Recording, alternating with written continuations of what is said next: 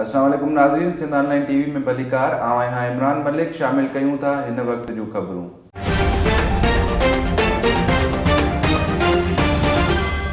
नाज़रीन, सिंध के मुख़्तलिफ़ ढंढनि ते 62 माण्हुनि पारां कयल गैरक़ानूनी कब्ज़नि बाद लैंड माफ़िया सिग्नेचर करार ॾिनल हालेची ढंढ खे बि बख़्श न कयो आहे। सिंध ऑनलाइन टीवी घारे जे रिपोर्टर दानी अब्बासी मूजिब ढंढ जे चोतरफ़ 62 माण्हुनि पारां कब्ज़ा करे बंद ॾियारे ढंढनि ॾांहुं वेंदड़ रस्ता बि बंदि करे छॾिया आहिनि। होॾां सिंध मल्लाह फोरम जे मरकज़ी सीनियर नाइब सदर मल्लाह अॻवान ॾाॾा मोहम्मद आदम गुंदरो प्रेस क्लब जिंगशाई में सहाफ़ियुनि सां ॻाल्हाईंदे चयो त हिकु तरफ़ मल्लाहनि जे रोज़गार जे वसीलनि ते कब्ज़ा कया पिया वञनि, ॿी तरफ़ हालेची ढंढ ते 62 माण्हुनि कब्ज़ा करे ढंढनि जे चोतरफ़ बंदि ॾियारे छॾिया आहिनि। मल्लाह अॻवान ॾाॾा आदम गुंदरो वस वारनि खां मुतालबो कयो त फ़ौरन हालेची ढंढ ते थियल गैरक़ानूनी कब्ज़ा ख़ाली कराए लॻल बंदि ख़तमु कया वञनि।